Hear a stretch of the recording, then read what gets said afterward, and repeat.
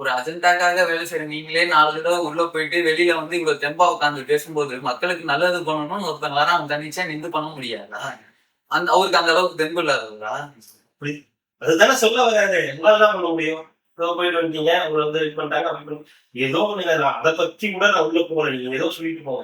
அதுல ஒரு இந்த இது இருக்கு இல்லையா? சொல்ற விதத்திலேயே ஒரு ஆர்கனைஸ் சிபிஐனா அப்படிதான் அப்படிதான் பண்ணுவாங்க. என்ன ம். அப்போ உங்கள கை உடைச்சதே இன்னும் நார்மல் தானே. அப்புறம் நீங்க அத பத்தி அப்படி சொல்றீங்க. உங்க வீட்ல வந்து எடுத்து வந்து ஊத்துனாங்க அப்படின்னு சொல்றீங்கல்ல.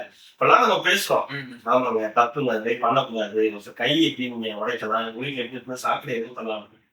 அப்ப இதுல இதுல இப்போ உங்களுக்கு என்ன நியாயம் இது? நீங்க பேசுறது என்ன நியாயம்? இது சிபிஐ வளர்க்கணும்னு சொல்றதையும், இதுல ஜனநாயகம் வந்து வளர்க்குவாங்க. அப்படிதான் பண்ணுவாங்க. அப்படிதான் பண்ணுவாங்க. ஸ்டூடெண்ட் நீ வரியா? வரியா? நான் சொல்றேன். இந்த காதல் அடிப்பாங்களா? உட்காந்து காதல் முட்டி போட வச்சிருவாங்களா?